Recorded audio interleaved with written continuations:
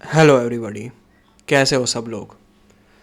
तो आज की हम वीडियो में बात करने जा रहे हैं कि क्यों भारत गरीब है, या फिर इन मोर जनरल टर्म्स तुम कह सकते हो कि क्यों कोई देश गरीब रह जाता है और क्यों कुछ देश उठ जाते हैं, क्यों कोई देश डाउनफॉल कर जाते हैं और कुछ देश आगे बढ़ जाते हैं, क्या रीजंस होते हैं इसके पीछे।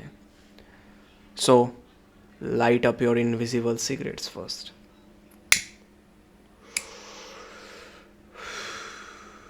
And let's start the video. So as usual मेरे सामने एक कॉपी खुली हुई है जिसके अंदर मैंने लिखा हुआ है सारा का सारा क्या बोलना है। तुम इसे एक पॉडकास्ट की तरह भी सुन सकते हो।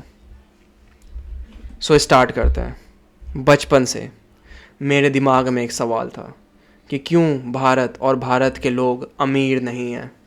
140 करोड़ लोगों का देश जो अपनी पूरी ज़िंदगी पैसे कमाने में ही लगा देते हैं पर कुछ खास नहीं कर पाते। 140 करोड़ लोगों का देश, पर ना तो साइंस में आगे ना टेक्नोलॉजी में। और जब भी मैं इन सवालों के जवाब ढूंढने निकलता था, इन इस पिछड़ेपन के कॉजेज़ को ढूंढने निकलता था, तो वही पुराने सड़े गले जवाबों के अलावा मुझे कुछ नहीं मिलता था कि दुनिया का सारा ज्ञान भारत के पास था, बहुत सारी एडवांस टेक्नोलॉजी थी भारत के पास, पर सब कुछ नालंदा यूनिवर्सिटी की आग में जल गया। सब कुछ ख़त्म हो गया वहीं पे, जो भी था सब वहीं पे भस्म हो गया। या फिर वही दूसरा जवाब, अरे हमारे देश में तो भैया भ्रष्टाचार ही इतना है, कहाँ करें। यार, और इन क्लीशेड आंसर से मैं परेशान था, तो मैंने सोचा कि खुद ही एक्सप्लोर करते हैं इन सारे सवालों के जवाब। तो जो पहला पॉइंट है जो किसी देश को नीचे गिराता है या फिर उसके डाउनफॉल का बहुत बड़ा कारण बनता है, वो है how a country treats its geniuses, meritorious people and talented people. कि किस तरीके से देश, कोई भी देश, अपने टैलेंटेड, जीनियस और प्रोडक्टिव लोगों को ट्रीट करता है, उस बात से डिसाइड होगा कि उस देश का डाउनफॉल होगा या फिर वो देश ऊंचाइयों पे जाएगा। तो इस क्राइटेरिया के बेसिस पर हम भारत को जज करने की कोशिश करते हैं। तो अगर तुम यहाँ टैलेंटेड हो, जीनियस हो या फिर मेरिट पर बिलीव करते हो, तो तुम्हारी यहाँ कोई कदर नहीं है, क्योंकि हमारे यहाँ रिज़र्वेशन सिस्टम चलता है। सीट्स पहले से ही रिज़र्व होती हैं और उसका बेसिस क्या होता है कि तुम्हें पास्ट में कितना ज़्यादा सताया गया था, तुम्हें कितना ज़्यादा पास्ट में प्रताड़ित किया गया था, या फिर तुम किसी कितने ज़्यादा बैकवर्ड सोसाइटी से आते हो जहाँ पे कोई सुविधा नहीं थी, तुम्हारे पास मोमबत्ती भी नहीं थी जलाने की। तुम अगर उस सोसाइटी से आते हो तो तुम्हारे लिए यहाँ पे सीट्स रिजर्व्ड हैं। नो डाउट इस सीट रिजर्वेशन सिस्टम की वजह से बहुत कुछ बदलता है। बैकवर्ड सोसाइटीज़ का थोड़ा सा उत्थान हो जाता है, थोड़े से वो लोग ऊपर उठ जाते हैं, पर इसका हम एक बहुत बड़ा प्राइस पे करते हैं। हम इसका इतना बड़ा प्राइस पे करते हैं जो इस देश का डाउनफॉल का सबसे बड़ा रीज़न है। वो है हम सेक्रीफाइस कर देते हैं अपने टैलेंटेड लोगों को, अपने जीनियस लोगों को, अपने मेरिटियस लोगों को। जो सीट एक मेरिटियस बच्चे को मिलनी चाहिए थी, जो सीट एक जीनियस बच्चे को मिलनी चाहिए थी, जो सीट एक टैलेंटेड बच्चे को मिलनी चाहिए थी, वो किसे मिल रही है? वो मिल रही है बैकवर्ड लोगों को। किस बेसिस पे? कि उन्हें कितना ज़्यादा परेशान किया गया था, दैट्स इट। और ये बात केवल कॉलेजेस तक सीमित नहीं है। गवर्नमेंट जॉब्स की काफ़ी सारी पावर पोजीशंस जो होती हैं वो रिज़र्व होती हैं, और वो भी इस बात से डिसाइड होता है कि तुम्हें पास्ट में कितना ज़्यादा सताया गया था, कितना परेशान किया गया था। उस बेसिस पर तुम्हें पावर मिल जाती है। और इसका प्राइस हम क्या पे करते हैं? हम इसका प्राइस पे करते हैं, मेरिटियस टैलेंटेड लोगों की कुर्बानी, है ना। और ये बात केवल और केवल गवर्नमेंट कॉलेजेस तक ही सीमित नहीं है। समझ लो एक डॉक्टर का एग्जांपल लेते हैं। समझ लो एक डॉक्टर है, तो हम उस डॉक्टर से क्या चाहते हैं एग्जैक्टली? जो डॉक्टर 10 साल 15 साल पढ़ाई करके एक डॉक्टर बना है, उसने हो सकता है नीट के एग्ज़ाम्स क्लियर करे हो, उसके बाद वो कितनी सारी इतनी मोटी मोटी किताबें पढ़ के वो डॉक्टर बना। हम उससे क्या एक्सपेक्ट करते हैं? हम उससे ये एक्सपेक्ट करते हैं कि वो जाएगा अमेरिका में, वहाँ पे अपना करियर आगे बढ़ाएगा, कुछ रिसर्च करेगा मेडिसिन की फील्ड में। हम उससे ये तो बिल्कुल भी एक्सपेक्ट नहीं करते। हम उससे एक्सपेक्ट करते हैं जिस डॉक्टर ने 10 साल 15 साल लगा के पढ़ाई करी है, हम उससे एक्सपेक्ट करेंगे कि भाई वो जाए किसी पिछड़े हुई जगह में, पिछड़े हुए गांव के किसी किसी कोने में जाके बैठ जाए, वहाँ पे जाके वो गरीबों की सेवा करे। ये हम चाहते हैं अपने टैलेंटेड डॉक्टर से, कि अपना करियर, अपनी ग्रोथ, सब कुछ सेक्रीफाइस कर दे, खुद की पूरी ज़िंदगी सेक्रीफाइस कर दे। किस बात के लिए? अनटैलेंटेड अनमेरिटियस बैकवर्ड लोगों के लिए। Sorry for my harsh word, but understand the point what I am trying to say, है ना। अगर वही डॉक्टर देश में चला जाए, किसी और देश में चला जाए, देश को छोड़ के, वही टैलेंटेड लोग, टैलेंटेड या फिर जीनियस लोग देश को छोड़ के चले जाएं, फिर याद आता है ये सब हमारे देश में ब्रेन ड्रेन होता जा रहा है। क्यों ना हो ब्रेन ड्रेन? बताओ। जब यहाँ पे रिस्पेक्ट नहीं है, इज्जत नहीं है। यहाँ पे इज्जत है कि तुम्हें पास्ट में कितना ज़्यादा सताया गया है। यहाँ का क्राइटेरिया है सिलेक्शन का कि तुम कितने बैकवर्ड हो, कितने गिरे हुए हो, कितने गंवार हो। तो ऐसे देश में कौन रुकना चाहेगा? या फिर समझ लो एक साइंटिस्ट का एग्जांपल लेते हैं। एक साइंटिस्ट है जो अमेरिका चला गया, अमेरिका में जाके वो रिसर्च कर रहा है, अमेरिका की इकोनॉमी में कंट्रीब्यूट कर रहा है। तो हम उसे क्या कहेंगे एग्जैक्टली? समहाउ चलो एक एग्जांपल लेता, हाइपोथेटिकल, अमेरिका और इंडिया में वॉर लग गई। अब वो इंडिया का साइंटिस्ट है जो बॉम्ब्स डेवलप कर रहा है, वहाँ पे करियर अपना आगे बढ़ा रहा है, वहाँ पे एक अच्छी ज़िंदगी जी रहा है। तो क्या बन जाएगा वो साइंटिस्ट हमारे देश के लिए? देशद्रोही। क्यों बन जाएगा? क्योंकि वो अपने बारे में सोच रहा है ना, वो अपने आप को सेक्रीफाइस नहीं करना चाहता, वो अपने आप को एक सेक्रीफिशियल पीस की तरह नहीं देखता कि वो देश के चक्कर में अपने आप को सेक्रीफाइस कर दे, समाज के चक्कर में अपने आप को सेक्रीफाइस कर दे, रिलीजन के चक्कर में अपने आप को सेक्रीफाइस कर दे। या फिर वही डॉक्टर का एग्जांपल लेते हैं। डॉक्टर जो कि गवर्नमेंट के ख़राब हॉस्पिटल्स में काम करता है, ख़राब फैसिलिटीज़ के साथ, घटिया फैसिलिटीज़ के साथ, वही अगर अपना प्राइवेट क्लिनिक खोल ले, पैसे चार्ज करने लगे, तो डॉक्टर बुरा बन जाता है। गवर्नमेंट उसके ऊपर एक्शन लेना शुरू कर देती है। क्या ये सही चीज़ है? पता नहीं, सोचो। We are here to think differently. और एक और चीज़, आज मेरे हाथ में सुपर कंप्यूटर है, मोबाइल फ़ोन। मेरे सामने कंप्यूटर लगा हुआ है, कैमरा लगा हुआ है, पिद्दी सा वेब कैम है ना, ये माइक है, कितनी सारी चीज़ें हैं, मैंने कपड़े पहन रखे हैं। ये किसकी देन है एग्जैक्टली? ये देन है बिजनेसमैन और एंटरप्रेन्योर्स की, जिन्होंने लोगों की ज़िंदगी को बेहतर बनाया है, जिन्होंने घर घर सस्ता माल पहुंचाया है, जिन्होंने घर घर एक कंप्यूटर पहुंचाया, मोबाइल फ़ोन पहुंचाया अफोर्डेबल प्राइजेस पे।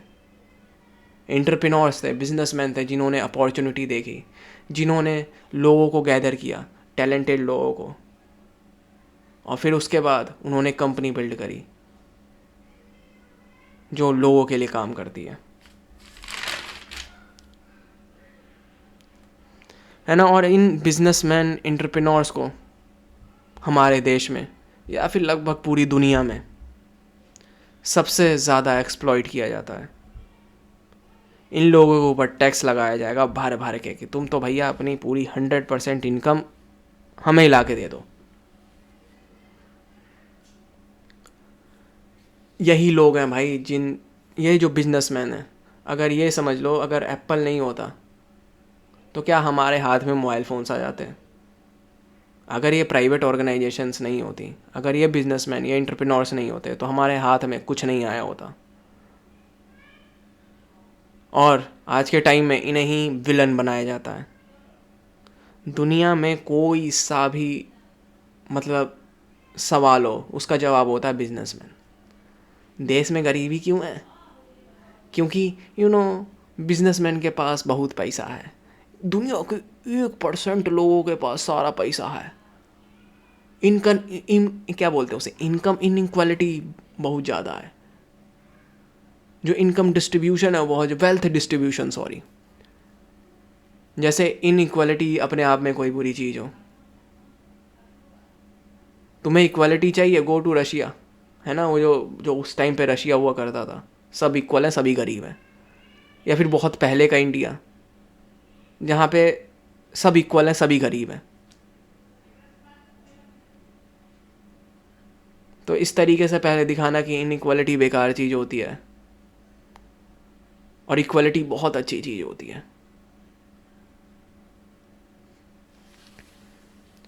और चलो ठीक है, तुमने चार्ज किया पैसा, तुमने टैक्स लगाया, पर वो टैक्स जा कहाँ रहा है? टैक्स जा रहा है गवर्नमेंट के अनटैलेंटेड इनकॉम्पिटेंट ब्यूरोक्रेट्स के हाथों में।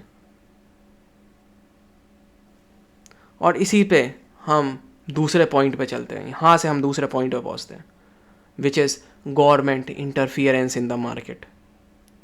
कि जितना ज़्यादा ये गवर्नमेंट और ये ब्यूरोक्रेट्स मार्केट को अपने हिसाब से चलाने की कोशिश करेंगे, अपने हिसाब से कंट्रोल करने की कोशिश करेंगे, उतना ही उस देश में, उस समाज में इनोवेशन, क्रिएटिविटी और प्रोडक्टिविटी की कमी होगी। उतना ही वो देश आगे नहीं बढ़ पाएगा, उतना ही वो देश डेवलप नहीं कर पाएगा, उतना ही वो देश ग्रो नहीं कर पाएगा। तो हमारे देश के साथ एक बहुत बुरी बात हुई कि ये दो चीज़ें एक साथ ही हमारे ऊपर कहर की तरह टूटी हैं। पहली चीज़, जो लोग पावर में बैठे हुए हैं, जो पावर पोजीशंस पे हैं, वो इनकॉम्पिटेंट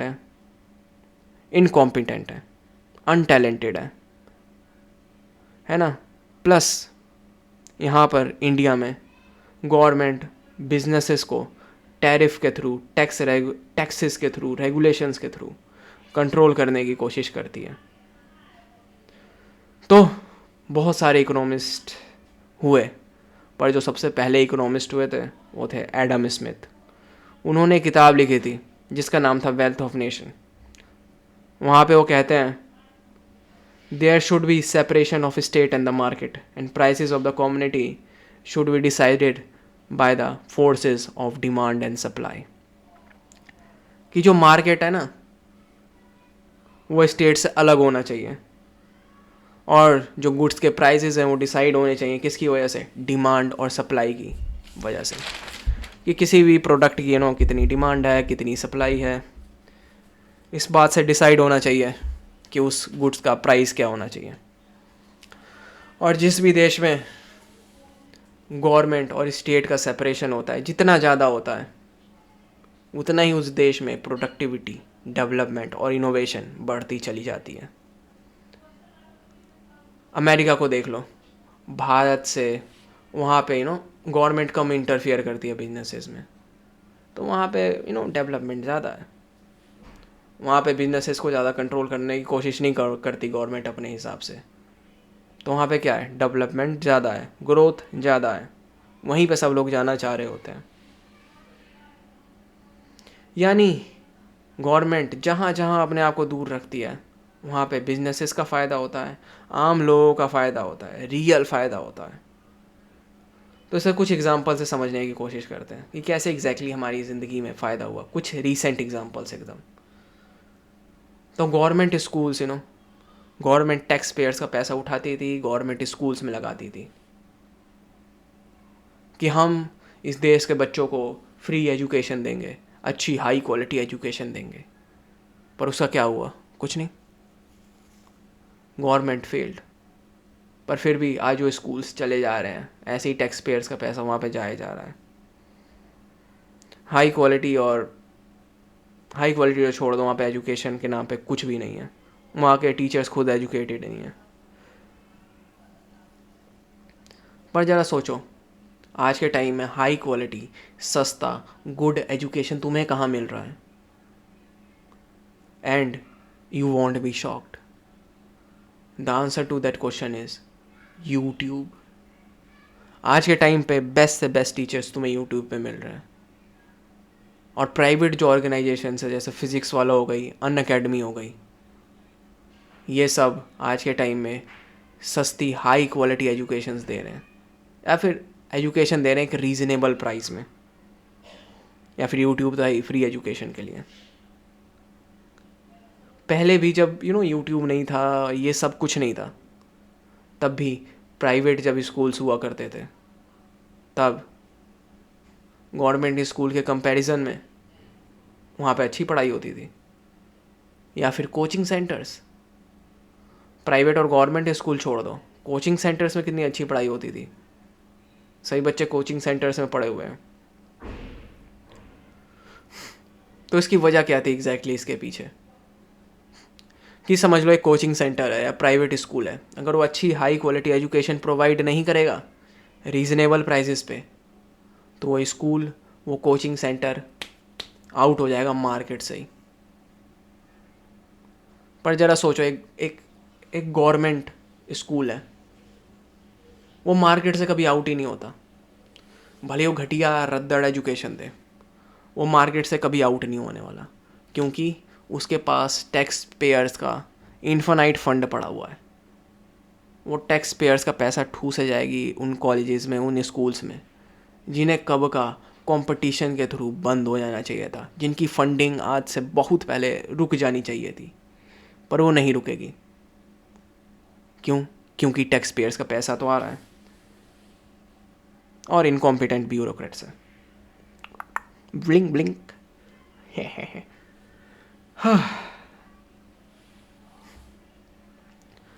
सो एक और एग्जांपल लेते हैं। आज के टाइम में मेरे पास सस्ता 5G इंटरनेट है हमारे पास। मेरे पास मोबाइल फ़ोन्स है, जैसा मैंने पहले बताया। तो हमारे पास ये जो सस्ता 5G इंटरनेट आ रहा है, वो किसकी देन है एग्जैक्टली? क्या गवर्नमेंट ने हमें वो दिलवाया? नहीं। वहाँ पे एक बिजनेसमैन था जिसका नाम था मुकेश अंबानी। उन्होंने देखा कि ये जो टेलीकॉम वाले जो बंदे हैं, जो टेलीकॉम कंपनीज़ हैं, एयरटेल, 1000 रुपये में 10 GB पहले आता था एयरटेल में।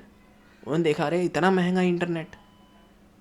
अब उन्होंने देखा कि higher profit to be made there. वहाँ पे इतने ज़्यादा हायर प्राइसेस थे, उन्होंने क्या किया, मार्केट कैप्चर करने के लिए फ्री में सबको बांट दिया, लो चलाओ इंटरनेट जितना चला सके। और फिर धीरे धीरे करके उन्होंने प्राइसेस बढ़ाए। तो जो अनरीजनेबल प्राइसेस जो पहले दूसरी कंपनी चार्ज कर रही थी, उन्हें भी काटने पड़े अपने प्राइसेस। और आज के टाइम में हमारे पास काफ़ी सस्ता इंटरनेट पड़ा हुआ है, शायद दुनिया का सबसे सस्ता इंटरनेट भारत में है।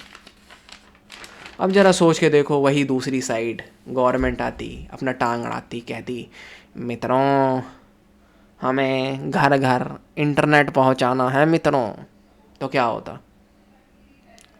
हम सबको पता है, इंटरनेट तो भूल जाओ, टावर तक नहीं आते। या फिर कुछ लोगों के हाथ में इंटरनेट जाता और पब्लिसिटी होती भयानक, भयानक पब्लिसिटी, एकदम भयानक प्रोपेगेंडा होता। तो जहाँ पे भी गवर्नमेंट ने अपनी टांग नहीं अड़ाई, जहाँ पे भी कंपटीशन था बिजनेसमैन के बीच में, जहाँ पे भी मार्केट फ्री थी गवर्नमेंट से, जहाँ पे भी गवर्नमेंट के इनकॉम्पिटेंट ब्यूरोक्रेट्स के विट्स और विम पर मार्केट नहीं चल रहा था, वहाँ पर किसका फ़ायदा हुआ? वहाँ पर फ़ायदा हुआ आम आदमी का। वहाँ पर फ़ायदा हुआ हमारे जैसे मिडिल क्लास लोगों का।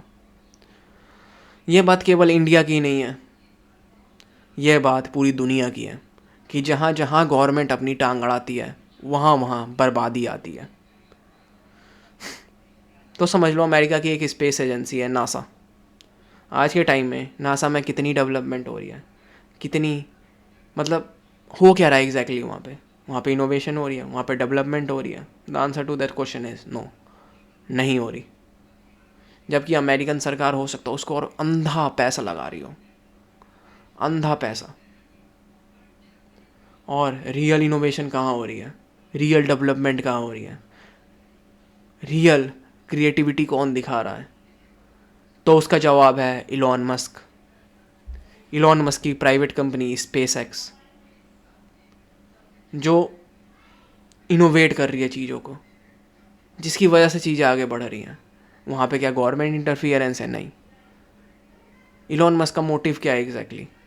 इलॉन मस्क का मोटिव है कि शायद हम स्पेस ट्रैवल को इतना सस्ता कर दें कि लोग मानो ट्रैवल कर पाए। सिंपल, वो घर घर पहुँचाना चाहते हैं भाई, हर इंसान को स्पेस में भेजना चाहते हैं। And there is nothing wrong there. पहले क्या था भाई, कुछ लोग ही प्लेन्स में ट्रैवल कर पाते थे, और जो कि ट्रैवल बहुत महंगा हुआ करता था। पर आज के टाइम में धीरे धीरे समय के साथ वो ट्रैवल सस्ता होता जा रहा है।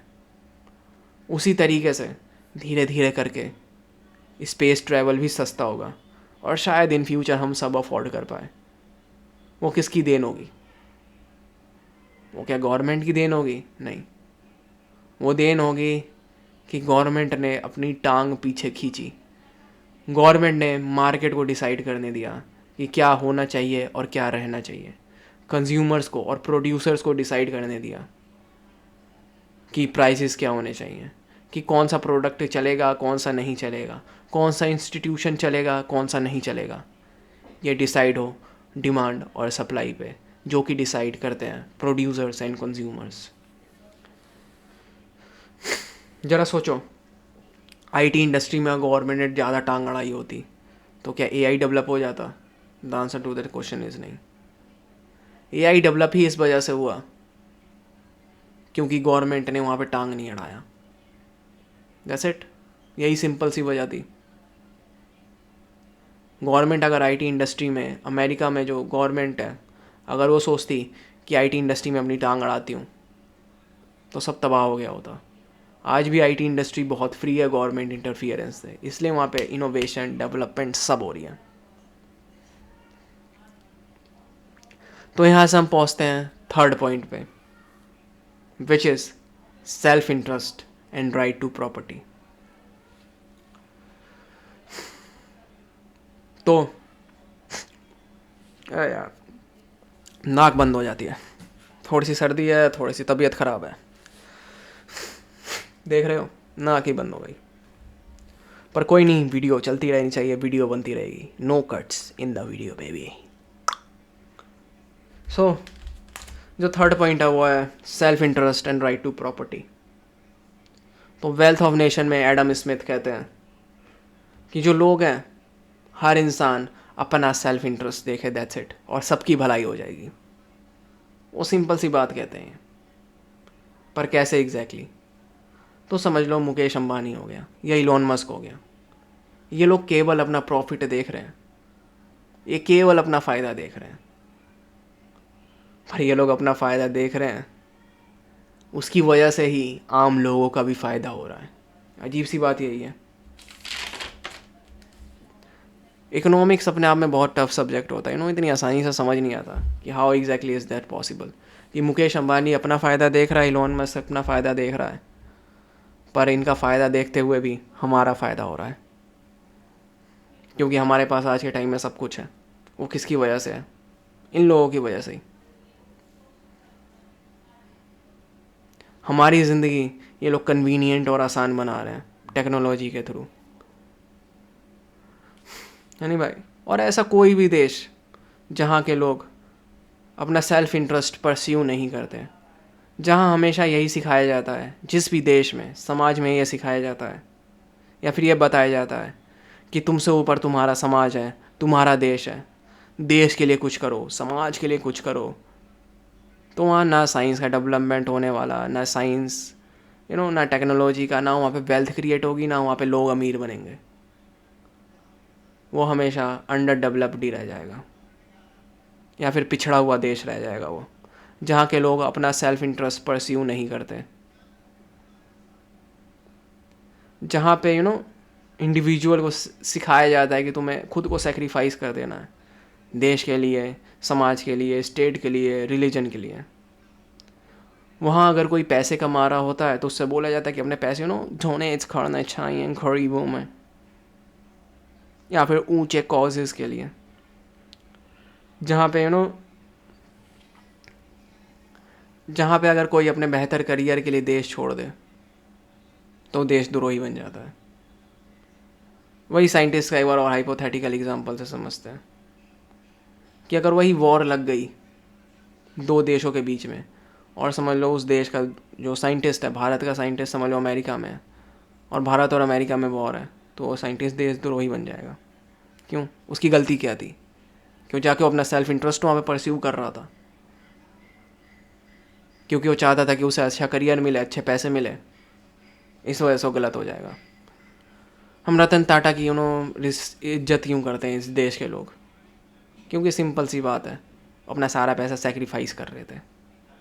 तो भारत में एक आइडियल है सेक्रीफाइस कर देने का, अपनी ज़िंदगी, सब कुछ देश के लिए, समाज के लिए, और यही लोग महान बनते हैं जो सबसे ज़्यादा सेक्रीफाइस कर दें। और जो भी लोग नहीं करते हम उन्हें गिल्ट में डाल देते हैं, ये तो अपने पैसे ही कमाने पे ध्यान देता है, ये कुछ नहीं देखता, ये तो देशद्रोही है। तो पिछले 200-300 सालों के अंदर अंदर जितनी डेवलपमेंट हुई है दुनिया भर में, जितनी वेल्थ क्रिएशन हुई है, उतनी पहले इतिहास के शायद ह्यूमन हिस्ट्री के 10,000-15,000 सालों में भी नहीं हुई। आज के टाइम में जो हम ज़िंदगी जी रहे हैं वो ज़िंदगी शायद पहले का राजा महाराजा भी ना जीते हो, और ये बात हम सबको पता है। जो हम एक गद्देदार बिस्तर पे सोते हैं, हमारे पास जो बाथरूम की फैसिलिटीज़ हैं, जो सब कुछ है, हम जो इन सारी चीज़ों को ग्रांटेड ले लेते हैं, ये एग्जैक्टली किस चीज़ की देन है? ये देन है जो मेरे प्रीवियस पॉइंट्स थे, प्लस एक और point, the right to self property, या फिर मतलब प्रॉपर्टी का अधिकार। प्राइवेट प्रॉपर्टी का जैसे ही लोगों पे अधिकार आया कि लोग जो कमा रहे थे, जो बना रहे थे, उस पे उनका अधिकार था, कोई भी आके उनसे छीन नहीं सकता था, जिसकी वजह से लोगों ने डेवलपमेंट पे फोकस किया। और ऐसे समाज जहाँ पे प्राइवेट प्रॉपर्टी का लोगों पे अधिकार नहीं होता, जैसे कम्युनिज़्म। कम्युनिज़्म में क्या होता है भाई? कम्युनिज़्म में सिंपल सा होता है कि तुम्हारा कुछ नहीं है वहाँ पे प्राइवेट कुछ नहीं होता, वहाँ पे सब कुछ पब्लिक है, इंडस्ट्रीज़ पब्लिक है, सब कुछ A to Z public he public है। वहाँ पे कितना डेवलपमेंट हो जाता है? कुछ नहीं होता। रशिया का एग्जांपल लेते हैं भाई। रशिया को हम कुछ भी कह लें, है ना, कि रशिया ने थोड़े बहुत मिसाइल इधर उधर बना दिए होंगे, पर आज भी रशिया अमेरिका को कॉपी करने की कोशिश करता है। पूरी दुनिया एक ऐसे देश को कॉपी करने की कोशिश करती है जो कि इन सारे आइडियल्स पे सबसे आगे है, इन पॉइंट्स में सबसे आगे है, जो अपना सेल्फ इंटरेस्ट देखता है, जहाँ के लोगों के पास प्रॉपर्टी का अधिकार है। गवर्नमेंट चाह के भी वहाँ पे प्रॉपर्टी नहीं छीन सकती, समझ रहे हो?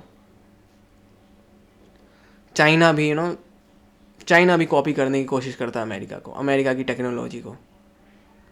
और हमें भी पता है कि अमेरिका के पास अभी भी टेक्नोलॉजिकली वही सबसे आगे रहेगा। क्यों रहेगा? क्योंकि ये सारे पॉइंट्स हैं उसके पास। जबकि अगर तुम रशिया में देखो या फिर भारत में भी देखो, भारत में भी अगर सरकार तुम्हें चाहे तो तुम्हें कल को लात मार के निकाल दे तुम्हारी प्रॉपर्टी से, कोई कुछ नहीं कर पाएगा। गवर्नमेंट चाहे 2 मिनट में तुम्हें तुम्हारे घर से निकाले, अपने हिसाब से पैसे दे और भगा दे, सिंपल। अमेरिका में ऐसा नहीं कर सकते। जिस भी बिज़नेस को अगर गवर्नमेंट तबाह करना चाहे वो अगले दिन कर सकती है। किसी भी आदमी को यहाँ पे गवर्नमेंट तबाह करना चाहे कर देगी, सिंपल। और हम सब जितने भी कम्युनिस्ट नेशन है, कम्युनिज़्म देखो सिंपल सी चीज़ होती है कि कहीं पे भी कोई भी प्राइवेट प्रॉपर्टी का अधिकार नहीं होता। और जैसे जैसे ये अधिकार डाउन होता जाता है वैसे वैसे डेवलपमेंट भी डाउन होती जाती है, वैसे वैसे क्रिएटिविटी इनोवेशन सब डाउन होता चला जाता है, वैसे वैसे क्रिएशन ऑफ वेल्थ भी डाउन होती चली जाती है with the lack of privatisation. जितना ज़्यादा तुम पब्लिक करते जाओगे चीज़ों को उतना ही ज़्यादा वहाँ पे इनोवेशन वेल्थ क्रिएशन सब खत्म होती जाएगी। हाँ, तो यहाँ से हम पहुँचते हैं अपने लास्ट पॉइंट पे, last but not the least point, which is religion. जो देश या समाज जितना रिलीजियस होता है वो उतना ही पिछड़ा हुआ होगा, वो उतना ही साइंस टेक्नोलॉजी वेल्थ क्रिएट नहीं कर पाएगा। क्योंकि रिलीजन की जो फिलॉसफी है, रिलीजन जिस फिलॉसफी पे ऑपरेट करता है और जो साइंस जिस सॉरी फॉर दैट, और जो साइंस जिस फिलॉसफी पे ऑपरेट करती है वो दोनों एकदम उलट है। जो रिलीजन है उसके लिए दुनिया टेस्टिंग ग्राउंड है या फिर माया है, या फिर भारत तो एक पॉइंट और भी आगे चला गया कि तुम भी माया ही हो, सब माया है। तो ऐसे देश ऐसे समाज जो कि दुनिया को एज अ टेस्टिंग ग्राउंड देखते हैं, जिनके लिए एक इमेजिनरी दुनिया ही रियलिटी है और रियलिटी ही एक इमेजिनेशन है, एक माया है, जहाँ पे तुम एक इंडिविजुअल है ही नहीं, इंडिविजुअल नहीं है, बस समाज है, बस देश है जहाँ पे तुम्हें इंडिविजुअल को सेक्रीफाइस कर दिया जा रहा है। ऐसा देश ऐसा समाज आगे कैसे जाएगा? इस फिलॉसफी के साथ ना ही तो साइंस का डेवलपमेंट होने वाला है ना रियलिटी का, ना ही टेक्नोलॉजी का।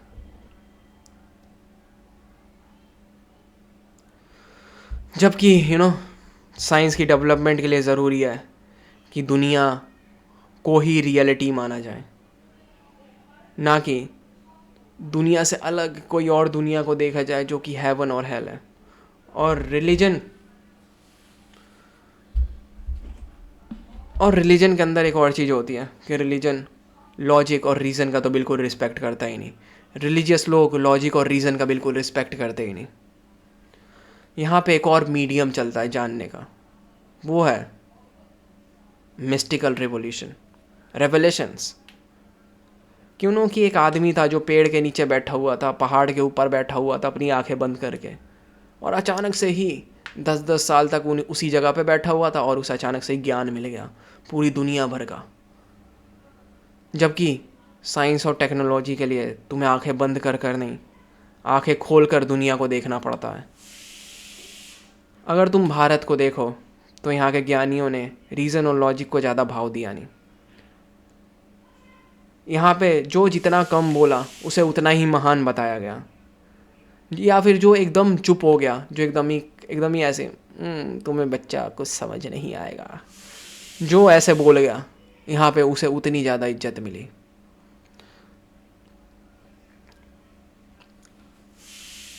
भारत कभी रीज़न और लॉजिक के लिए तो जाना भी नहीं गया है ना। यहाँ पे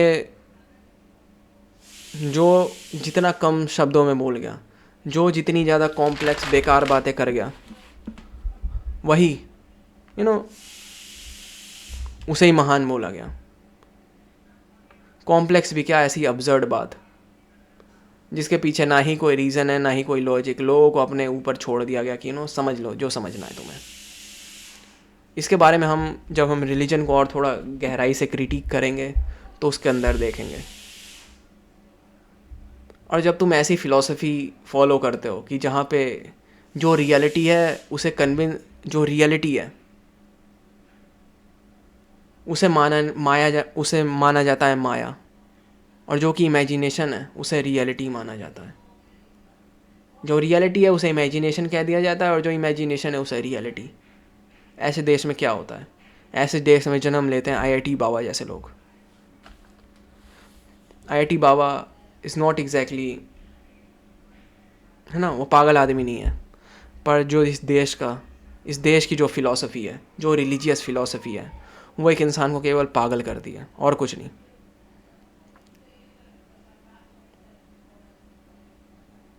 हाँ यार, थक जाते हैं बोलते बोलते ही। चलो ज़रा देखे कहाँ पे थे हम थे आईआईटी बाबा के ऊपर। तो आईआईटी बाबा या फिर कोई भी बाबा अगर कोई ऐसी बात बोल दे जो किसी के ऊपर से सबके निकल जाए, कि जैसे infinity is finite and finite is infinity, अगर कोई ऐसी बात बोल रहा है तो अचानक से ही सब भाई बाबा जी करना शुरू कर देंगे।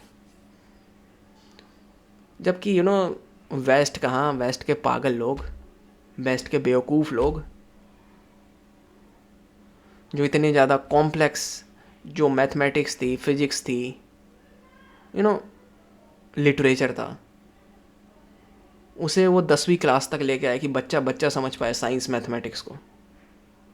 साइंस मैथमेटिक्स के कॉम्प्लेक्स कॉन्सेप्ट्स को अगर कोई समझाने वाला मिल जाए तो एक बच्चा भी समझ जाए उसे। पर भारत ही एक ऐसी फ़िलॉसफ़ी है जहाँ पे सब चुप बैठ गए हैं, एकदम चुप। जो ऊट पटांग की जो मन में आ रहा है उसे वो बोल दे रहा है। उससे भी नहीं हो रहा तो भाई भारत में चल रही हैं शायरियाँ, चल रही हैं दोहे चल रहे हैं, जो जितने कम सेंटेंसेस में बोल दे दो एकदम चुप हो जाए। लॉजिक लगाना है नहीं, रीज़न लगाना नहीं।